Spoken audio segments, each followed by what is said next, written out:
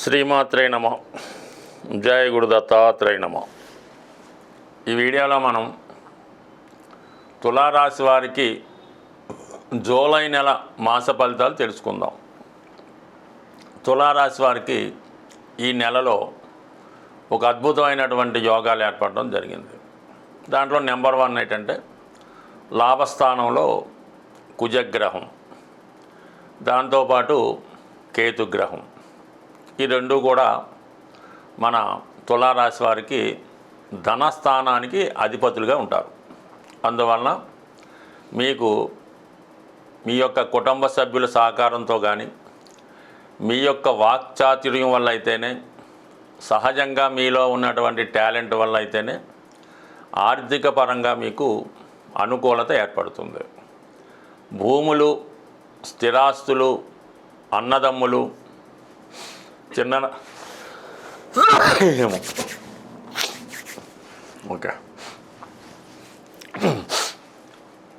భూములు, స్థిరాస్తులు, చిన్ననాటి స్నేహితులు, అన్నదమ్ముల సహకారంతో మీ యొక్క విజయానికి వారి సహకారం లభిస్తుంది. అంటే విజయం అంటే మీరు ఒక సినిమా తీసినా, ఒక ఎలక్షన్లో పోటీ చేసినా, ఏదైనా ఒక వివాహం తలపెట్టినా, సో ఏది తలపెట్టండి దానికి తగినటువంటి అంగబలం, అర్ధబలం మీకు లభించడం జరుగుతూ ఉంది. సాధారణంగా ఒక గ్రహం ఒక స్థానంలో ఉంది, లాభస్థానంలో కుజుడే ఉన్నాడు. కుజుడు వరకు తన ఫలితాలు ఇవ్వడం జరుగుతూ ఉంటుంది. ఇంకొక గ్రహం, మిత్రగ్రహం కేతువు కలటం వల్ల ఈ రెండు ఏమవుతాయంటే, ఒక గ్రహం 10 పాయింట్లు, ఇంకొక గ్రహం 10 పాయింట్లు ఇద్దాం అనుకుంటే రెండు కలిపి 100 పాయింట్లు ఇవ్వడం జరుగుతూ ఉంటుంది. ఇదే రెండు మిత్రగ్రహాలు ఒక మిత్రస్థానంలో ఏర్పడడం వల్ల కంప్లీట్గా తులారాశి వారికి రాబోయే సుమారు 50 రోజుల పాటు ఉండే ఈ కాంబినేషను చాలా వరకు ప్రభుత్వ ధనం మీకు అనుకూలంగా ఉంటుంది.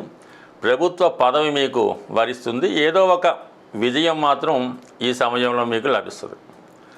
ఒకవేళ మీకు కాకపోయినా మీ యొక్క జీవిత భాగస్వామికి, అంటే సప్తమ స్థానం కుజుడుది కాబట్టి మీ యొక్క జీవిత భాగస్వామి, భర్త లేదా భార్య, లేదా మీరు ఎవరితో కలిసి వ్యవహారం చేస్తున్నారో, ఎఫ్ఐఆర్ పెట్టుకున్నారో, వ్యాపారం చేస్తున్నారో వారికి ఇటువంటి అభివృద్ధి కలిగే అవకాశం ఉంది. మొత్తం మీద దీన్ని ఎంత చెప్పుకున్నా తరగని విధంగా మీకు సక్సెస్ రావడం జరుగుతుంది. అయితే ఈ ఫలితం అంటే ఈ యొక్క గ్రహస్థితి మీకు ఇంకా బాగా ఫలించాలి అంటే కుజగ్రహ అనుగ్రహం కోసం అటు సుబ్రహ్మణ్య స్వామి వారిని కానీ, అలాగే హనుమాన్ కానీ, విఘ్నేశ్వరుడు కానీ ప్రార్థించుకుంటే ఇంకా అనేక రెట్ల ఫలితం మీరు పొందుతారు. అంటే ఏదైనా మనకి ఇచ్చే స్థానంలోకి ఒక గ్రహం ఇచ్చినప్పుడు, అంటే లాభస్థానంలోకో భాగ్యస్థానంలోకి వచ్చినప్పుడు ఆ గ్రహానికి సంబంధించినటువంటి అధిదేవతని ఆరాధించడం వల్ల కంపల్సరిగా మనకి దాని యొక్క ఫలితం మనకి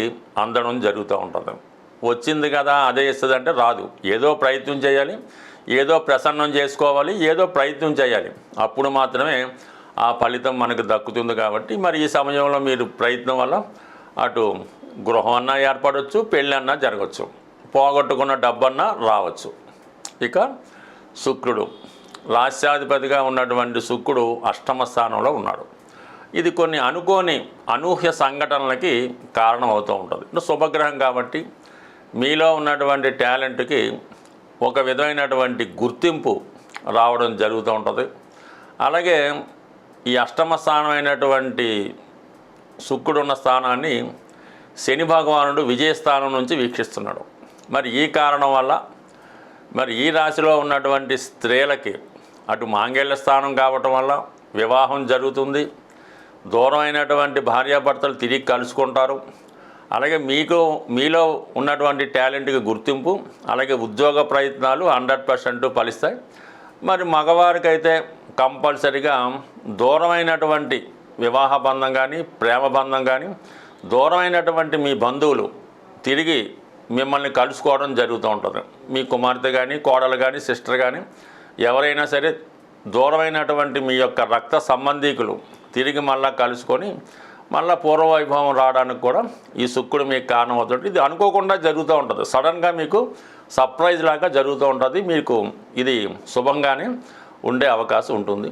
అలాగే కొద్దిగా ఆరోగ్యపరంగా ఇబ్బందుల్లో ఉన్నవాళ్ళు, అంటే ముఖ్యంగా డయాబెటిక్, కిడ్నీ ప్రాబ్లమ్స్, కంటి సంబంధించిన సమస్యలతో ఉన్న వాళ్ళకి ఈ సమయంలో సడన్గా వారికి ఏదైనా వైద్యం లాంటిది కంపల్సరీగా చేయించుకోవాల్సి ఉంటుంది. కాబట్టి తగు విధంగా ముందుగానే ప్రిపేర్ అవుతే అది మీకు హ్యాపీగానే జరగడం అవుతుంది. ఇక దాని తర్వాత యాస్టీజ్గా 6వ స్థానంలో శని భగవానుడు మీకు ఏదైనా విజయ అవకాశాలు 100% ఉంటాయి. కొత్త ఉద్యోగ ప్రయత్నాలు చాలా వరకు ఫలించే అవకాశం ఉంది. ఇక భాగ్యస్థానంలో ఉన్నటువంటి ఈ రవి గురుగ్రహాలు మీ సంతానానికి చాలా మంచి నేమ్ అండ్ ఫేమ్ రావడం జరుగుతుంది.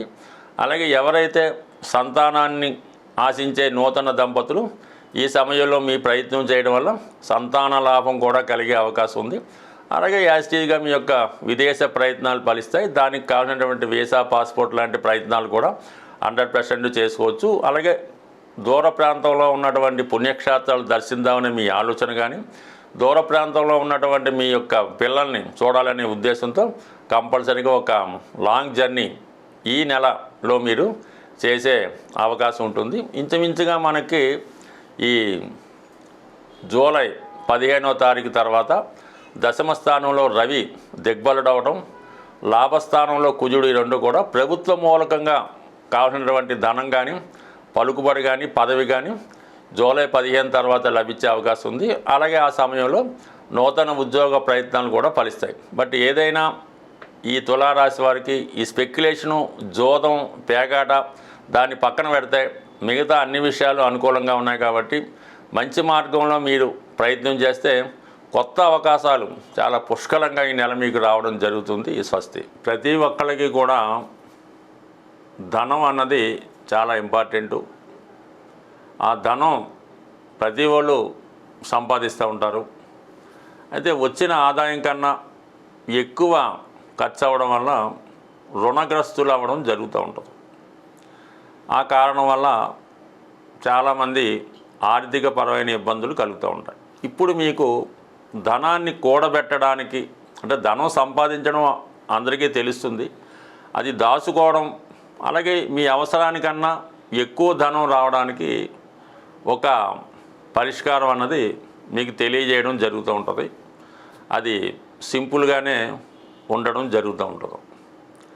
అయితే ఇది నమ్మకంతో చేయవలసి ఉంటుంది.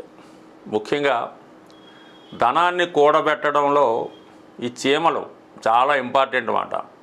అవి ఏం చేస్తాయంటే ఎక్కడన్నా ఆహారం దొరికితే మొత్తం అంతా ఒక చోట దాచుకుని, ఎందుకంటే వర్షాలు వచ్చినప్పుడు దానికి పనిచేస్తుందని. కాబట్టి మీరు చీమలకి ఆహారం వేయవలసి ఉంటుంది. ముఖ్యంగా అంటే శాస్త్రాల్లో చెప్పిన ప్రకారం ఏం చెప్పారంటే తమలపాకు తీసుకొని దాని మీద ఒక నెయ్యి, అంటే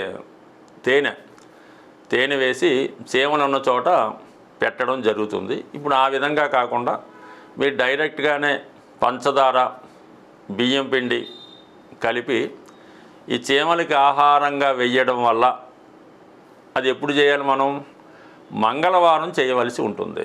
అంటే కుజుడు సంబంధించిన వారం అవటం వల్ల అది ఆ మంగళవారం రోజు ఈ చీమలకి ఆహారంగా వేయడం వల్ల కంపల్సరీగా మీకు ఈ ధనం పోగవుతుందన్నమాట. సేవింగ్స్ అవుతాయి, ఖర్చులు తగ్గుతాయి.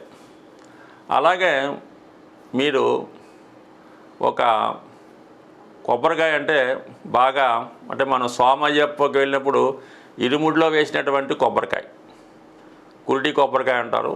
ఆ కొబ్బరికాయ ఒకటి తీసుకొని దానికి ఒక కన్నం పెట్టి అందులో శుభ్రమైనటువంటి తేనె, పంచదార, బెల్లముతో నింపాలన్నమాట. అంటే అయ్యప్పకైతే నెయ్యితో నింపుతారు.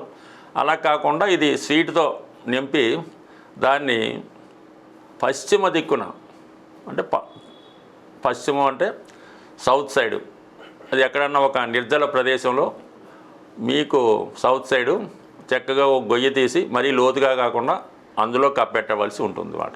దానివల్ల కూడా అది తర్వాత చీమలకి ఆహారంగా మారడం జరుగుతూ ఉంటుంది. సో ఈ రెండు కార్యక్రమాలు చేయటం అంటే చాలా వరకు ఇది కష్టంగానే అనిపిస్తూ ఉంటుంది. శుక్రవారం ఉదయం 6 గంటల నుంచి, సూర్యోదయం దగ్గర నుంచి మర్నాడు శనివారం సూర్యోదయం వరకు కూడా ఎటువంటి ధనం కూడా అంటే డబ్బులు, రూపాయలు, బంగారం ఈ వస్తువులు కూడా మీ నుంచి బయటికి వెళ్ళకూడదు. అంతా కూడా ముందు రోజే అడ్జస్ట్ చేసుకోవాలి. ఎవరికి ఇవ్వాల్సినా కూడా శుక్రవారం అన్నది పేమెంట్స్ బంద్. మళ్ళీ శనివారం మాత్రమే ఇది స్టార్ట్ అవుతుంది. ఇది ఎంత కష్టమైనా సరే మీరు అవసరమైతే శుక్రవారం అర్జెంట్ అయితే వేరే వాడిని ఫోన్పే చేయమంటే తప్ప మీరు మాత్రం ఖర్చు పెట్టద్దు. అలాగ ఒక 8 వారాలు మీరు చేస్తే 100% మీ యొక్క ఆర్థిక సమస్య పరిష్కారమై నిరంతరం మీ ఎనపెట్లో ధనం నిలబడుతూ ఉంటుంది. ఇది ఎక్కువగా ఆంధ్ర ప్రాంతంలో ఈ కృష్ణా జిల్లా, ఈస్ట్ గోదావరిలో చాలా వరకు పాటిస్తుంటారు. అది కూడా చేసుకోండి. దాని తర్వాత ఏంటంటే వీలైతే శుక్రవారం రోజు కనకదార స్తోత్ర పారాయణ, లక్ష్మీ అష్టోత్తరం, శ్రీ సూక్తం చదవడం, స్త్రీలని అంటే మీ కుటుంబంలో ఉన్నటువంటి స్త్రీలని ఏదైనా పండగలు అది వచ్చినప్పుడు ముఖ్యంగా ఆడపడుచులకి పిలిచి వాళ్ళకి ఈ చీర సారే లాంటివి పెట్టడం జరుగుతుంది. అలాగే ఇంట్లో ఉన్నటువంటి మీ కూతురు అవ్వచ్చు, భార్య అవ్వచ్చు, తల్లి అవ్వచ్చు, ఎట్టి పరిస్థితుల్లో కూడా వారిని దుఃఖం కలిగేలాగా కన్నీరు పెట్టుకునే విధంగా మాత్రం మీరు ప్రవర్తించవద్దు.